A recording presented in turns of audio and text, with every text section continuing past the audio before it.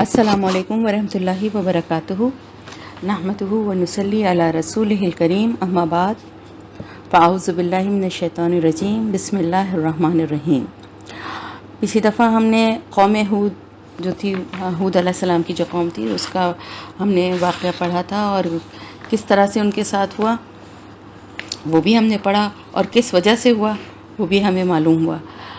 تو دیکھیں، میں نے کہا تھا مختصراً میں آپ کو جو قوم ہود ہے اس کے بارے میں مختصراً آپ کو میں اگلے اس میں بتاؤں گی، اور پھر ہم آگے بڑھیں گے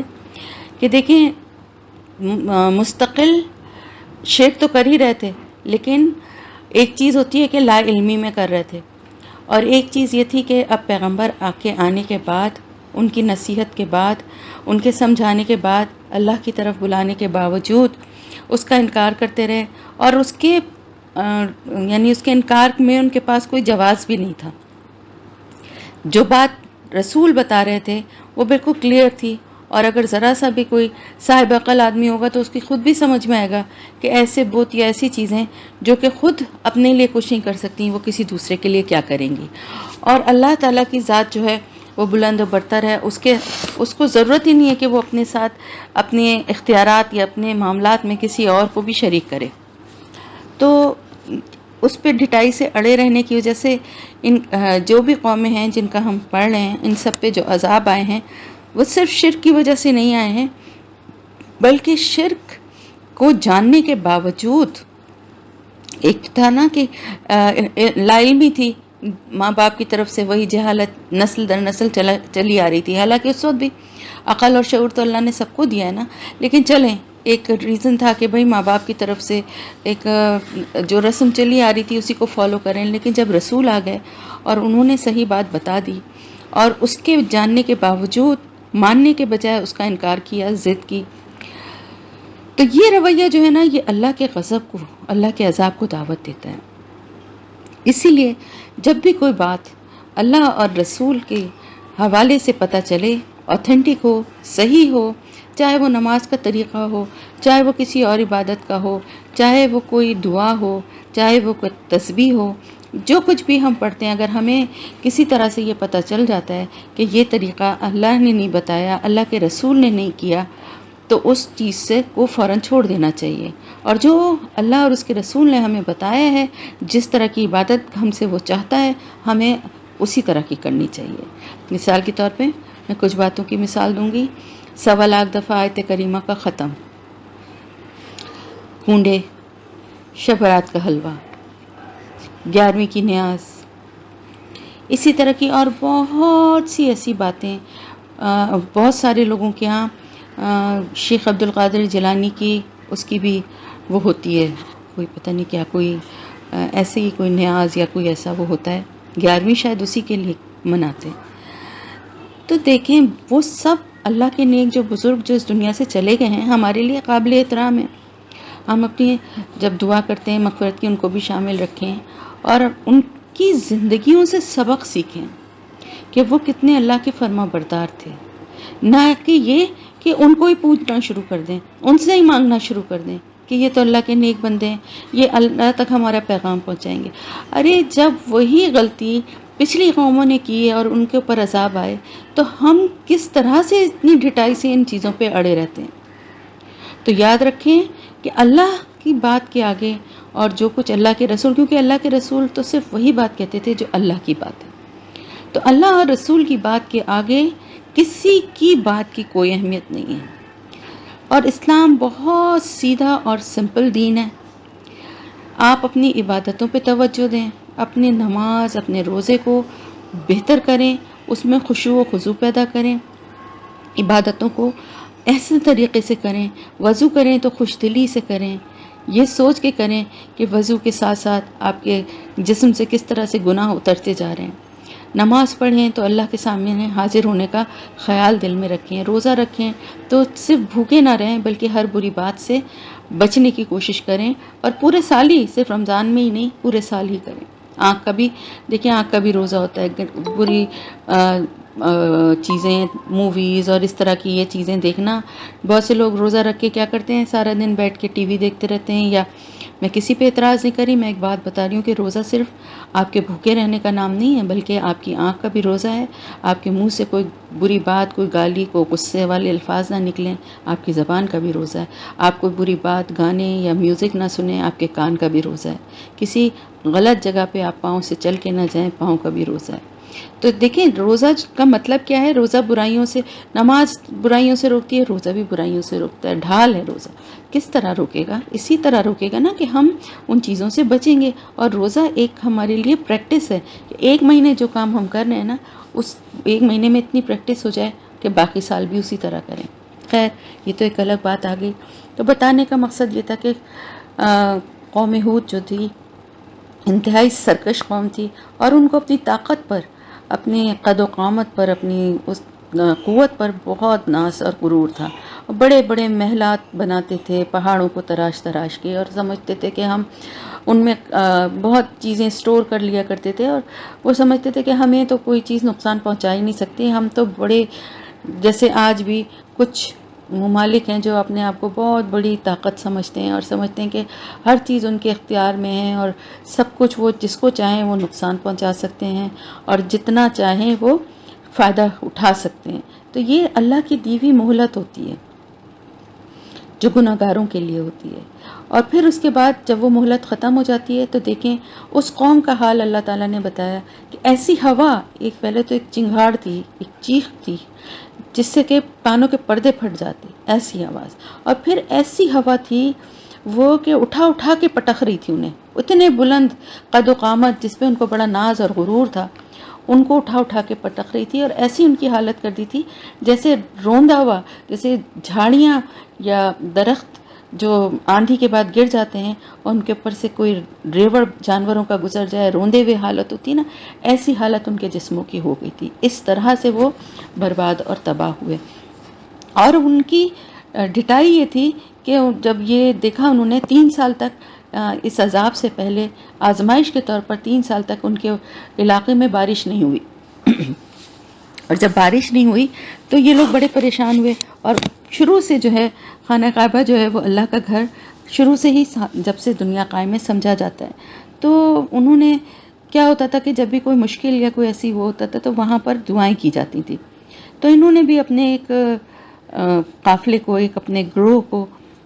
جو ہے وہ وہاں بھیجا کہ وہاں پر جا کے اللہ سے دعائیں کرے کہ اللہ تعالیٰ اس قہر، یہ جو خشک سالی ہے، اس کو ختم کرے اور بارش ہو یہاں. تو عیاشی کا یہ حال تھا. اللہ تعالیٰ معاف کر دے، یقین کریں میرے تو رونگٹے کھڑے ہو جاتے ہیں. میں تو جب ان قوموں کا حال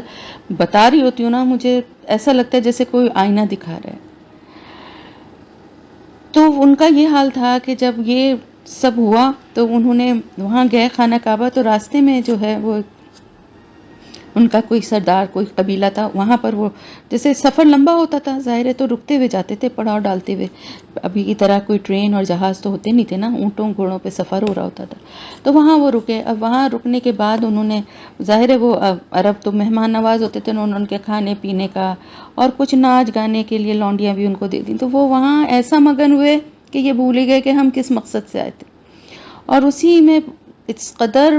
محو رہے کہ انہیں وہ یاد ہی نہ آیا. اسی میں اپنا وہ جو ہے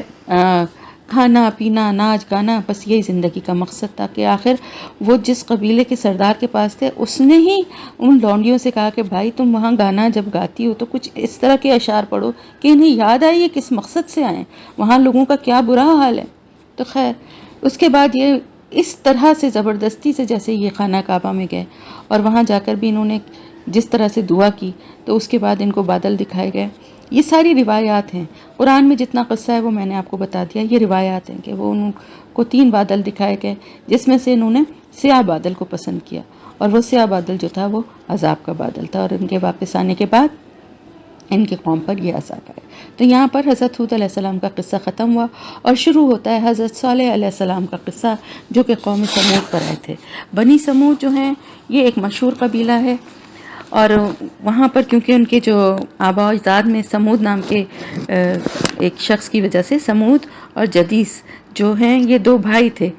جو آصر بن ارم بن سام بن نوح کے بیٹے تھے، یعنی نوح علیہ السلام کی نسل سے ہی تھے، ظاہر ہے۔ تو یہ عرب عربہ میں ہیں۔ ان کی رہائی جو تھی حجاز اور تبوک کے درمیان ہجر کے علاقے میں تھی۔ رسول اللہ صلی اللہ علیہ وسلم اپنے صحابہ کرام کے ساتھ تبوک کی طرف جاتے ہوئے وہاں سے گزرے تھے۔ اس کا یہاں پر میں ذکر کر دوں کہ آپ صلی اللہ علیہ وسلم کا جب وہاں سے لشکر وہاں سے گزرا، اپنے صحابہ کرام کے ساتھ آپ گزرے، تو وہاں پہ بستیاں تو موجود تھیں نا، تو گھر بنے ہوئے تھے، کنواں بھی تھا سب۔ تو لوگوں نے کیا کیا کہ پڑاؤ ڈالنے کے لیے وہاں پر اپنے اونٹوں کو جو ہے وہ کنووں سے پانی بھرنا شروع کر دیا، اور وہاں پہ آٹا گوندنا اور کھانے کی تیاری اور سب۔ تو پھر آپ صلی اللہ علیہ وسلم کو اللہ کی طرف سے پتہ چلا کہ یہ تو وہ جگہ ہے جہاں پر کہ عذاب آیا تھا، تو آپ نے فرمایا کہ جو پانی بھرا ہے اس کو بھی پھینک دیا جائے، اور جو آٹا گوندا گیا ہے وہ گھوڑوں کو کھلا دیا جائے، اور اس علاقے سے جلدی سے گزر جائیں، کیونکہ ایسے علاقے جہاں پر اللہ کا عذاب آیا ہو نا، وہاں پر تفریح کی نیت سے نہیں جانا چاہیے۔ وہاں پر اگر جا بھی رہے نا تو عبرت کی نظر سے دیکھنے کے لیے جانا چاہیے کہ کس طرح اللہ پاک نے اس اتنے طاقتور اور ایسے لوگوں کا کیا اللہ کے غضب کا جو شکار ہوئے ان کا کیا حال ہوا، اور ان سے عبرت حاصل کرتے ہوئے وہاں سے تیزی کے ساتھ گزر کے نکل جانا چاہیے، وہاں ٹھہرنا نہیں چاہیے، وہاں رکنا نہیں چاہیے۔ وہ جگہیں جہاں پر اللہ کا عذاب نازل ہوتا ہے، اور وہ جگہیں جہاں پہ اللہ کا عذاب نازل ہوتا ہے وہ جگہیں پھر کبھی آباد نہیں ہوتی، یہ خاص بات ہے۔ تو یہ بھی عادیوں کی طرح، یعنی قوم عاد کی طرح ہی بتوں کی عبادت کرتے تھے، اور پھر اسی لیے اللہ تعالیٰ نے ان میں حضرت صالح علیہ السلام کو رسول بنا کر بھیجا۔ حضرت صالح علیہ السلام نے بھی وہی دعوت دی جو ان سے پہلے رسول دے چکے تھے، کہ ایک اللہ کی عبادت کرو، اس کا کوئی شریک نہیں ہے، اور ان کو یہ کہا کہ بھئی ان بتوں کو اور یہ جو جھوٹے تم نے خدا بنائے ہوئے ان کی عبادت چھوڑ دو، اللہ کے ساتھ کسی کو شریک نہ کرو۔ تو ان میں سے کچھ لوگ تو ایمان لے آئے، اور کچھ زیادہ تر لوگوں نے انکار کر دیا، اور ان کے ساتھ جو ہے بہت برا سلوک کرنا شروع کر دیا، اور ان کو کہتے تھے کہ ہمیں تو آپ سے بڑی امید تھی، یعنی ہم تو آپ کو سمجھتے تھے کہ آپ بڑے کوئی ہماری قوم کے لیے کچھ بڑا کام، ایک بچپن سے کیونکہ نبی جس قوم میں پلا بڑا ہوتا ہے تو ظاہر ہے وہاں لوگ دیکھ رہے ہوتے ہیں، ایک سنجیدہ، ایک عقل مند، اور ایک تحمل مزاج، اور ایک شریف آدمی کی حیثیت سے تو ہمیں تو بڑی امید تھی کہ آپ تو بڑا کوئی عہدہ حاصل کریں گے، اور آپ نے یہ کیا شروع کر دیا کہ ایک اللہ کی اور اس کی عبادت کی بات کرتے ہیں، اور ہمیں بھی ہر وقت جو ہے آپ لان تان کرتے رہتے ہیں کہ بھئی تم کیوں ایسا کرتے ہو، یہ، اور ہمیں ڈراتے رہتے ہیں کہ تم مر جاؤ گے تو یوں ہو جائے گا، پھر اٹھائے جاؤ گے، اللہ کے سامنے حاضر ہو گے۔ ہمیں تو نہیں آتا ان سب باتوں پہ آپ کی یقین۔ تو ہم ان بتوں کی عبادت کس طرح سے چھوڑ دیں جن کی عبادت ہمارے باپ دادا کرتے تھے، اور تمہاری جو دعوت ہے اس کی طرف سے تو ہمیں سخت ہم شک میں پڑے ہوئے۔ حضرت صلی علیہ السلام نے کہا کہ اے میری قوم، اگر میں اپنے رب کی طرف سے ایک دلیل پر ہوں، اور اس نے مجھے یعنی نبوت پر ہوں، اور اس نے مجھے اپنی رحمت سے نوازا ہے، اگر میں نے اس کی نافرمانی کر لی تو اللہ کے عذاب سے میری مدد کون کرے گا؟ دیکھیے رسول یہ بات کیوں کہتے ہیں، آپ صلی اللہ علیہ وسلم نے بھی یہ بات کہی، نعوذ باللہ استغفر اللہ، اس کا مطلب یہ نہیں ہوتا کہ رسولوں کی ذات سے کوئی ایسی بات کی امید ہے، وہ اس لیے کہتے ہیں کہ ان کی حیثیت اور ان کا مرتبہ عام لوگوں سے بلند ہوتا ہے، لیکن وہ اس لیے یہ بات کہتے ہیں اگر ہم نے بھی ایسا کیا تو ہم بھی اللہ کی پکڑ میں آ جائیں گے، تو پھر تم لوگ کس طرح سے یہ سمجھتے ہو کہ تمہیں کوئی اللہ کا عذاب نہ آئے گا، اور تم تو بہت ہی گھاٹے کا سودا کر رہے ہو۔ تو انہوں نے کہا کہ یہ جو میں تمہیں بلا رہا ہوں یہ حق ہے، اور اللہ کے پاس تمہارے پاس کیا عذر ہوگا جو تم اللہ کے پاس پیش کرو گے، اور اللہ کے عذاب سے تمہیں کون سی چیز جو ہے وہ بچائے گی؟ اور میں اگر تم مجھ سے یہ مطالبہ کرتے ہو کہ میں تمہیں اللہ کی طرف بلانا چھوڑ دوں، تو میں تو تمہارا یہ مطالبہ پورا نہیں کر سکتا، کیونکہ اسی کام کے لیے تو اللہ نے مجھے یہ منصب دیا ہے، مجھے مبعوث کیا ہے۔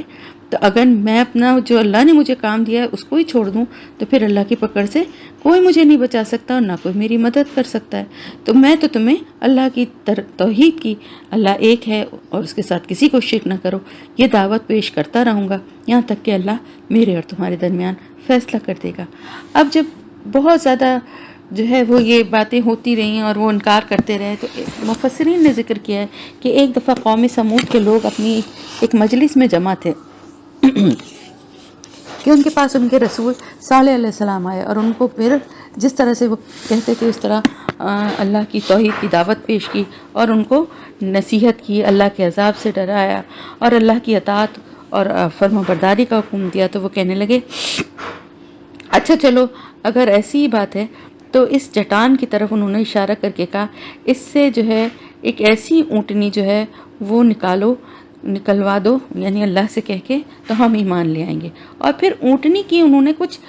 صفات بھی بتائیں، یعنی صرف خالی اونٹنی نہیں بلکہ وہ 10 ماہ کی حاملہ ہو، پورے لمبے قد کی ہو، اور کچھ اور بھی کوالٹیز انہوں نے بتائیں. حضرت صلی اللہ علیہ وسلم نے ان سے کہا کہ اگر میں تمہاری جو نشانیاں ہیں اس کے مطابق اونٹنی کا مطالبہ پورا کر دوں تو کیا تم ایمان لے آؤ گے؟ انہوں نے کہا ہاں. حضرت صلی اللہ علیہ وسلم نے ان سے پکا وعدہ لیا، عہد لیا ایمان لانے کا. پھر جا نماز کی طرف پلٹے اور اللہ کی طرف جتنی ان کو اس وقت استطاعت تھی یا جتنا وقت تھا اتنی انہوں نے نماز پڑھی. پھر اپنے پروردگار سے دعا کی کہ اے اللہ میری قوم کا مطالبہ پورا کر دے. اللہ نے چٹان کو پھٹنے کا حکم دیا، یعنی پتھر ہوتا ہے، چٹان کیا ہوتی ہے؟ پتھر. اور وہ پتھر پھٹا اور اس میں سے ایک بہت بڑی اور 10 ماہ کی حاملہ یعنی پریگننٹ، جس کے پیٹ میں بچہ تھا، وہ اونٹنی نکلی پتھر کے اندر سے. جیسا انہوں نے مطالبہ کیا تھا ویسی ہی اونٹنی ان کو اللہ تعالیٰ کی طرف سے ان کے لیے بھیج دی گئی. جب انہوں نے اپنے جو سوال کے مطابق جو اونٹنی دیکھی تو ایسا عظیم الشان اور ہیبت ناک وہ منظر تھا کہ چٹان کو، پتھر کو پھٹا اور اس میں سے نکلنا کہ بہت سارے لوگ جو ہیں وہ ایمان لے آئے. لیکن اس کے باوجود بھی اکثر لوگ جو ہیں وہ اپنی کفر پہ اور اپنی گمراہی پر اڑے رہے، ہٹ دھرم بنے رہے، حق کی پیروی نہیں کی. ایمان لانے والوں کا رئیس جند بن عمر بن محلات تھا. یہ قوم سمود کے سرداروں میں سے تھا. اور بھی بڑے بڑے لوگوں نے اسلام قبول کرنے کا ارادہ کیا لیکن ان کو بتوں کے پجاری نے روک دیا. اور کچھ اور بھی ایسے وہ تھے سرکش قسم کے وہاں سردار تھے کہ جو کہ لوگوں کو ایمان لانے سے روکتے تھے. بہت سے لوگ جو ہیں وہ ایمان لانے کا ارادہ کر چکے تھے لیکن سرداروں نے جب ان کو روکا تو وہ ان کی باتوں میں آ کے اور ان کی طرف مائل ہو گئے. تو اس وجہ سے کیا ہوا کہ وہ دیکھنے کے بعد تو اکثریت کو ایمان لے آنا چاہیے تھا نا، لیکن ان گمراہ کن لوگوں کی وجہ سے کہ جو دل ذرا نرم بھی ہو رہے تھے انہوں نے ان کو بھی جو ہے وہ بہکا دیا. تو اگر وہ نبی کی دعوت پہ لبیک کہہ دیتے تو ان کو یہ کہا کہ اگر تم نے ان کی دعوت پر لبیک کہا تو پھر صالح علیہ السلام ہم پر غلبہ حاصل کر لیں گے اور کہیں وہ تم سے ہماری سرداری نہ چھین لیں. خیر، حضرت صالح علیہ السلام نے ان سے یہ فرمایا کہ یہ اللہ کی اونٹنی ہے اور اللہ تعالیٰ نے اونٹنی کی نسبت اپنی طرف کی. کیوں؟ اس لیے کہ اس کی عزت اور اس کی تعظیم زیادہ بتانے کے لیے. جیسے بیت اللہ اللہ کا گھر ہے، عبداللہ اللہ کا بندہ ہے، ایسے ہی اللہ تعالیٰ نے فرمایا ہذہ ناقۃ اللہ، یعنی یہ اونٹنی اللہ کی ہے. تو حضرت صلی اللہ علیہ وسلم نے کہا کہ یہ اونٹنی میری نبوت کے سچے ہونے کی دلیل ہے. اب تم اس کو چھوڑ دو، وہ زمین میں کھائے گی اور اس کو نقصان نہ پہنچانا ورنہ تم کو جلد عذاب پکڑ لے گا. اب قوم نے اس بات پر اتفاق کر لیا کہ یہ اونٹنی ان میں رہے گی اور وہ جہاں چاہے گی چرے گی اور کنویں سے پانی بھی وہ پیے گی. اب وہ ہوتا کیا تھا، وہ اونٹنی جو تھی نا وہ بہت ہی بڑی قد و قامت کی تھی، عام اونٹنیوں سے بھی کہیں زیادہ بڑی، اور اس کی غذا بھی زیادہ تھی اور اس کی وہ پانی پینے کا بھی وہ زیادہ تھا. تو وہ جس دن آتی تھی پانی کنویں پہ پینے تو وہ پورا پانی پی جاتی تھی اور باقی لوگوں کے لیے کوئی پانی ہی نہیں بچتا تھا. اب ہوتا یہ ہے کنویں کا سسٹم اگر آپ لوگوں کو معلوم ہو تو اس میں یہ ہوتا ہے کہ زمین سے رس کے پانی جو ہے وہ کنویں میں آتا ہے اور جمع ہوتا ہے اور نکالا جاتا ہے. اور اگر پورا پانی کنویں کا نکال لیا جائے تو کنواں بالکل خالی ہو جاتا ہے اور پھر اس کو بھرنے میں ٹائم لگتا ہے. تو وہ دوسرے دن تک جب وہ بھرتا تھا تو وہ پھر آ کے پی لیتی تھی. تو یہ لوگ پھر پریشان ہو کر فریاد لے کے حضرت صالح علیہ السلام کے پاس گیا کہ اس طرح تو ہمارا بڑا برا حال ہے، ہمارے جانور بھی پیاس سے مر جائیں گے اور ہم لوگ خود بھی، اور کوئی کام ہی نہیں ہو سکتا ساری پانی کے بغیر۔ تو پھر حضرت صالح علیہ السلام نے ان کے اوپر جو ہے وہ ایک دن مقرر کر دیا، یعنی ایک دن تمہارا اور ایک دن اونٹنی کا، اور جس دن وہ اونٹنی سارا پانی پی لیتی تھی اس دن اونٹنی کا مطلب ان کو فائدہ بھی تھا، اونٹنی کا دودھ بھی وہ سارے سب لوگ لے لیتے تھے، یعنی دودھ بھی اتنا ہوتا تھا کہ وہ سب کو مل جاتا تھا۔ تو اللہ تعالیٰ نے فرمایا کہ اس کے لیے ایک دن پانی پینے کی باری ہے اور ایک معلوم دن تمہارے لیے ہے، سورہ شعراء میں اللہ تعالیٰ نے فرمایا۔ تو اسی وجہ سے اللہ تعالیٰ نے فرمایا کہ ہم تمہاری آزمائش کے لیے اونٹنی بھیجیں گے، اس لیے کہ تم اس پر ایمان لاتے ہو یا اس کا انکار کرتے ہو۔ اللہ کو تو بہرحال ان کی حرکتوں کا علم تھا، اس لیے اللہ تعالیٰ نے القمر میں فرمایا کہ پس انتظار کر اور دیکھ ان کا انجام کیسا ہوتا ہے اور ان کی تکلیفوں پر صبر کر، صورتحال تم پر جلد واضح ہو جائے گی۔ ان کو خبر دو کہ پانی ان کے درمیان تقسیم شدہ ہے اور ہر ایک اپنی باری پر حاضر ہوگا۔ اب اسی طرح کی حالت میں کافی ٹائم گزر گیا، فائدہ ان کا بھی تھا کہ وہ دودھ بھی لیتے تھے اونٹنی کا، لیکن شر پسند لوگ جو تھے نا اس قوم کے، وہ اس قوم میں کچھ تھے جو بڑے ہی شر پسند لوگ تھے، وہ بار بار جو ہے ان کو شیطان ان کو اکساتا تھا، اور وہ جو ہے انہوں نے جب دیکھا کہ اب یہ معاملہ کچھ کافی حد تک سیٹل ہو گیا ہے تو، لیکن لوگ جو تھے وہ نالاں تھے کہ بھئی یہ جہاں چاہتی ہے جاتی ہے، جتنا چاہتی ہے کھا لیتی ہے، فائدہ تو لوگوں کو کم نظر آتا ہے نا، جو کچھ جا رہا ہوتا ہے وہ زیادہ فیل ہوتا ہے، اور اسی چیز کو وہ ابھار کے لوگوں کو اکساتے تھے۔ تو کچھ لوگ تھے ان میں سے چند جنہوں نے کہا جاتا ہے کہ یہ دو نوجوان تھے، مصرع اور قدار، اور پھر 7 آدمی اور ان کے ساتھ مل گئے۔ انہی کے بارے میں اللہ تعالیٰ نے سورہ نمل میں فرمایا، شہر میں 9 آدمی تھے جو زمین میں فساد پھیلاتے تھے اور اصلاح نہیں کرتے تھے۔ یہ لوگ پورے قبیلے میں بھاگ دوڑ کرتے رہے اور لوگوں کو اکساتے رہے کہ ایک اونٹنی کی کوچیں کاٹ دی جائیں تاکہ یہ مر جائے اور سب کی جان اس سے چھٹ جائے۔ قبیلے کے دوسرے لوگوں نے بھی آہستہ آہستہ ان کی ہاں میں ہاں ملانی شروع کر دی اور ان کی ساتھ دینے کے لیے ان کو اکسانے لگے۔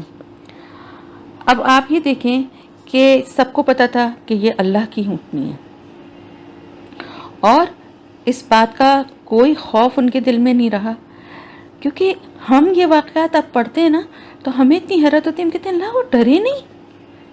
ان کو خوف نہیں آیا، ان کے دل نہیں کانپے کہ یہ اللہ کی اونٹنی ہے، ہم یہ کر رہے ہیں۔ لیکن ہم یہ بھول جاتے ہیں کہ انسان ہمیشہ ایسے ہی رہے ہیں، وہ تو ایمان والے نہیں تھے، لیکن حضرت امام حسین رضی اللہ تعالیٰ عنہ کو شہید کرنے والے تو مسلمان تھے، نام کے مسلمان تھے نا، ان کے ہاتھ نہیں کانپے، یہ تو اونٹنی تھی، نواسہ رسول تھے، آپ صلی اللہ علیہ وسلم کی آنکھ کے تارے، اتنے لاڈلے کہ نماز پڑھتے ہوئے بھی آپ ان کو گود سے اپنی گود میں رکھتے تھے، سجدے میں جاتے تھے تو بٹھا دیتے تھے، کھڑے ہوتے تھے تو پھر گود میں لے لیتے تھے، اتنے آپ کے لاڈلے، اتنے پیارے۔ سب سے بڑی بات یہ کہ جس کو اپنے رسول سے محبت ہے صلی اللہ علیہ وآلہ وسلم، ان کے نواسے، ان کو بھی تو قتل کیا نا، شہید کیا ان کو۔ تو دیکھیں ہر دور میں فتنہ پھیلانے والے لوگ ہیں موجود، اور وہ شیطان کے بہکاوے میں آ جاتے ہیں، اور شیطان کا کام ہی یہی ہے، وہ ڈھونڈتا ہے ایسے لوگوں کو کمزور کہ جو شیطان کے بتائے ہوئے راستے پہ چلنے کے لیے تیار ہو جاتے ہیں۔ اس سے پناہ مانگنی چاہیے شیطان مردود سے، اور اللہ کی پناہ میں آنا چاہیے، اللہ ہمیں محفوظ رکھے، اللہ ہمیں بچائے، اللہ بچائے گا تو ہم بچ سکتے ہیں، ورنہ تو کوئی ہماری اوقات نہیں ہے۔ تو اسی طرح سے ان لوگوں نے پلاننگ کی، اور پوری پلاننگ یہ ہوئی کہ سب مل کے چھپ کے بیٹھیں گے، اور پھر ایک جو تھا مصرع جس کا نام تھا، اس نے تیر مارا جو اونٹ کی پنڈلی کی ہڈی میں پیوست ہو گیا۔ کہا یہ جاتا ہے کہ اس قوم سمود میں 2 عورتیں تھیں اور ماں بیٹی، یہ خاندانی اور مالدار عورت تھی، اس کا خاوند مسلمان ہو گیا تو اس نے اس سے علیحدگی اختیار کر لی، یعنی جو ماں جو تھی نا، یعنی جس کا نام صدوقہ بتایا گیا ہے، تو اس نے جو ہے اپنے شوہر سے وہ علیحدہ ہو گئی، کیونکہ شوہر جو ہے وہ ایمان لے آیا تھا، اور اس نے اپنے چچا زاد جو یہ مصرع جو تھا، مصرع بن مہرج، وہ اس کا چچا زاد تھا، اور اس کو جو ہے اس نے کہا کہ میں تمہیں مطلب اپنے آپ کو اس کے سامنے پیش کیا اور کہا کہ ایک شرط ہے کہ اگر تم اس اونٹنی کی اونچے کاٹ دو، اونچے کاٹنے کے بعد میں تمہاری ہو جاؤں گی۔ دوسری عورت جو تھی اس کی کنیت ام غنمہ تھی، وہ بوڑھی کافرہ عورت تھی، اس کی 4 بیٹیاں تھیں۔ اس عورت نے قدار بن سالف سے کہا کہ اگر تم اونٹنی کی کونچے کاٹ دو تو ایک بیٹی اس کی بہت خوبصورت تھی اور باقی اس نے کہا 4 بیٹیوں کا میں تجھ سے نکاح کر دوں گی، یعنی عورتوں کا لالچ دے کے ان لوگوں کو اور اکسایا ان 2 عورتوں نے۔ تو پھر کیا ہوا کہ ان لوگوں نے اور ان کو رغبت دلانے کے لیے بہت تیار ہو کر ان کے سامنے آ کر بیٹھ گئیں کہ یہ جو ہیں بالکل ہی ان کے حسن کے اس میں کھو گئے اور ان کے جال میں آ گئے۔ دل تو پہلے ہی ان کے کافر تھے اور تیار تھے اس چیز کے لیے، ایک اتنا بڑا لالچ بھی ان کے سامنے آ گیا۔ تو قدار بن سلفان آگے بڑھا، یعنی پہلے مصرع جو تھا اس نے تیر مارا اور پھر قدار نے آگے بڑھ کر تلوار سے حملہ کیا، اور پچھلی ٹانگ کے پاؤں سے اوپر والے وہ حصہ جو ہے نا وہ کونچے کہلاتا ہے۔ آپ نے کبھی اونٹنی کو دیکھا ہو تو اس کے پاؤں کے اوپر ایک لٹکتی ہوئی سی کھال ہوتی ہے، وہ جگہ جو ہوتی ہے نا وہ کونچے کہلاتی ہیں۔ تو اس پر حملہ کر کے اس کو کاٹ دیا، اور اس کو کاٹنے کی وجہ سے وہ ظاہر زمین پر گر پڑی، اور اس نے زمین پر گر کے زوردار چیخ لگائی۔ اچھا کیا ہوا تھا، وہ اونٹنی کیونکہ پریگننٹ تھی نا، تو یہ میں بتانا بھول گئی آپ کو کہ چٹان سے نکلتے کے ساتھ ہی اس اونٹنی نے ایک بچہ بھی دیا، تو وہ اونٹنی اور اس کا بچہ جو ہے وہ دونوں ساتھ ساتھ رہتے تھے۔ اب وہ جب زمین پر گری تو اس نے زوردار چیخ لگائی تاکہ اس کا بچہ جو ہے وہ خطرے سے محفوظ رہے اور بھاگ جائے۔ قدار جو تھا اس نے اونٹنی کے سینے پر نیزہ مارا اور اسے قتل کر دیا، اور اونٹنی کا بچہ جو ہے وہ بھاگا اور پہاڑ کے اوپر ایک محفوظ چوٹی پر چڑھ گیا، اور 3 دفعہ اس نے بلبلا کر فریاد کی، شاید کیا یقیناً بلکہ اللہ سے ہی کی، اور وہ پھر چٹان پھٹی اور وہ اس کے اندر ہی سما گیا۔ اور بعض لوگ کہتے ہیں کہ ان لوگوں نے اس کو بھی پکڑ کر اس کی بھی کوچے کاٹ دی۔ تو اس طرح سے کر کے انہوں نے اونٹنی کو جو ہے وہ اس کو ہلاک کر دیا۔ اور قرآن میں اس کا ذکر سورہ شمس میں ہے کہ جب ان میں سے بہت بدبخت اٹھا، اللہ کے رسول صلی اللہ علیہ وسلم نے ان کو کہا کہ اللہ کی اونٹنی اور اس کے لیے پانی کی باری کا خیال رکھو، بس انہوں نے اس کی تکذیب کی، بس انہوں نے اس کی کوچیں کاٹ دیں، اس لیے ان کے رب نے ان کو ان کے گناہ کی وجہ سے تباہ کر دیا اور اس ہلاکت کو عام کر دیا، اور وہ انجام سے نہیں ڈرتا۔ تو یہ جو تھے یہ قوم کے سرکش اور بدبخت سردار تھے جنہوں نے مل کے آپس میں یہ پلاننگ کے ساتھ اللہ کی اونٹنی جو تھی اس کو قتل کر دیا، ہلاک کر دیا، ڈرا کے ان کو بتا دیا گیا تھا کہ اس کو تکلیف نہیں دینا ورنہ تمہیں ایک اللہ کا عذاب آ لے گا۔ تو اب کیا کیا انہوں نے گناہ کیے؟ سب سے پہلے تو یہ کہ انہوں نے عذاب کو جلدی طلب کیا اور معجزہ مانگا، پھر ان پر شرط لگائی گئی تھی کہ اونٹنی کو تکلیف نہیں دینا ورنہ تمہیں عذاب اللہ کا پہنچ جائے گا تمہارے پاس۔ پھر انہوں نے اپنے کفر کی وجہ سے اپنے رسول کی بھی تکذیب کی، اس کی نبوت اور سچائی کا انکار کیا۔ ان ساری باتوں کی وجہ سے اب ان کے اوپر اللہ کا عذاب آنا ہی تھا۔ بیان کیا جاتا ہے کہ جب قوم سمود نے اونٹنی کی کونچیں کاٹی تو سب سے پہلے قدار بن سالف نے اس پر حملہ کیا، اور جب وہ زمین پر گر پڑی پھر وہ اپنی اپنی تلواریں لے کر اس پر کود پڑے اور اس کو ٹکڑے ٹکڑے کر دیا۔ جب یہ بات حضرت صالح علیہ السلام کو پتہ چلی تو وہ بھاگے ہوئے پہنچے، لیکن اس وقت تک وہ اس کو مار چکے تھے، اس کے ٹکڑے کر چکے تھے۔ صالح علیہ السلام نے ان سے کہا اپنے گھروں میں چلے جاؤ، 3 دن تک فائدہ اٹھا لو، یعنی جو کھانا پینا مزے کرنا ہے کر لو، یعنی زندگی کے، اور آج کے دن کو نکال کر 3 دن کی مہلت دی گئی ہے۔ انہوں نے اس بات کو سننے کے بعد بھی ڈرے نہیں، بلکہ انہوں نے کیا پروگرام بنایا، انہوں نے کہا یہی ہمیں آ کے ڈراتے ہیں اور ہر وقت دھمکیاں دیتے رہتے ہیں، اب حضرت صالح علیہ السلام کے لیے قتل کا پروگرام بنا لیا کہ ان کو ہی ختم کر دو، کہ کبھی تو یہ اس اونٹنی کے ذریعے سے ہمیں خوف دلاتے ہیں کہ اس کو نہیں مارنا اور یہ نہیں کرنا، کبھی اللہ کا خوف دلاتے ہیں، ان کو ہی ختم کر دو تاکہ یہ بات ہی ختم ہو جائے۔ سورہ نمل میں ہے کہ انہوں نے کہا اللہ کی قسمیں اٹھاؤ کہ ہم اس پر اور اس کے اہل پر ضرور شبخون ماریں گے۔ اہل کا مطلب یہ کہ جو ایمان والے، یعنی ہم اس کے گھر میں رات کو گھس جائیں گے اور اس کو اس کے گھر والوں سمیت قتل کر دیں گے، اور پھر سب مل کے جائیں گے، بالکل اسی طرح جیسے کہ قریش، مکہ کے قریش قبائل نے آپس میں کیا تھا نا، کہ حضور صلی اللہ علیہ وسلم کے جو ہے جب ہجرت کی رات کو کہ سب گھیر کے کھڑے ہوں اور سب مل کے حملہ کریں گے تو کس کس سے بدلہ لیں گے ان کے، تو انہوں نے کہا ہم بھی اسی طرح کریں گے کہ اگر اس کے سرپرستوں نے پھر اس کے خون بہا کا مطالبہ کیا تو ہم اس کے قتل کا صاف صاف انکار کر دیں گے۔ اور انہوں نے خفیہ چال چلی، اللہ تعالیٰ فرما رہا ہے، اور ہم نے تدبیر کی اور وہ اسے سمجھتے ہی نہ تھے، بس دیکھ ان کے مکر کا انجام کیسا رہا، ہم نے ان کو اور ان کی قوم کو سب کو غارت کر دیا، بس یہ ہیں ان کے مکانات جو ان کے ظلم کی وجہ سے اجڑے پڑے ہیں، جو لوگ علم رکھتے ہیں ان کے لیے اس میں بڑی نشانی ہے، اور ہم نے ان کو جو ایمان لائے تھے اور پرہیزگار تھے صاف بچا لیا۔ اس کی تفصیل یہ ہے کہ اللہ تعالیٰ نے صالح علیہ السلام کے قتل کا منصوبہ بنانے والوں پر پتھر برسائے اور ان کے سر کچل دیے اور ان کو باقی قوم سے پہلے ہی ہلاک کر دیا۔ اور یہ جمعرات کے دن کا واقعہ ہے جو ان کو مہلت کے 3 دنوں میں سے پہلا دن تھا، اور اس دن باقی تمام قوم جو تھی سمود کی، ان کے چہرے زرد ہو گئے، جس طرح کہ حضرت صالح علیہ السلام نے ان کو ڈرایا تھا اور ان کو بتایا تھا کہ 3 دن تمہارے چہرے جو ہیں وہ ایک دن زرد ہوں گے، پھر دوسرے دن سرخ ہوں گے، تیسرے دن سیاہ پڑ جائیں گے۔ تو جب شام ہوئی تو وہ سب کہنے لگے کہ آج کا دن تو گزر گیا، اور جب دوسرا دن یا جمعے کا دن آیا تو ان کے چہرے سرخ ہو گئے۔ جب شام ہوئی تو وہ کہنے لگے مہلت کے 2 دن گزر گئے۔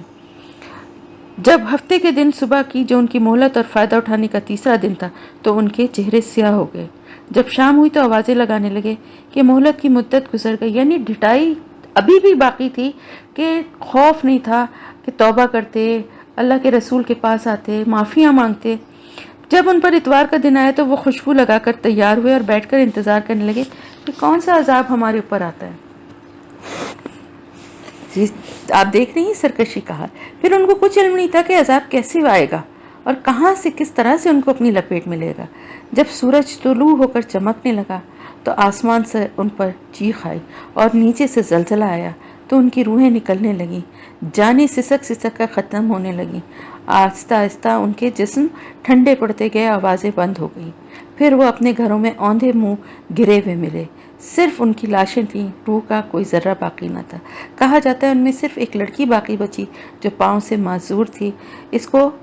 ازوریہ بھی کہا جاتا ہے۔ وہ کافرہ صالح علیہ السلام کے ساتھ سخت دشمنی رکھتی تھی، اس نے جب عذاب دیکھا تو اس کی ٹانگیں درست ہو گئیں اور وہ تیز بھاگ کھڑی ہوئی اور ایک عرب قبیلے کے پاس آ کر مکمل صورتحال کی خبر دی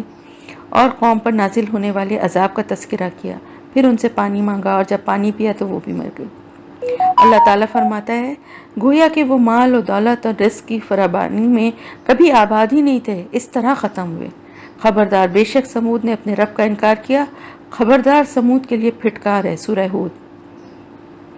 حضرت جابر رضی اللہ تعالیٰ عنہ بیان کرتے ہیں کہ جب آپ صلی اللہ علیہ وسلم ہجر کے علاقے سے گزرے تو آپ نے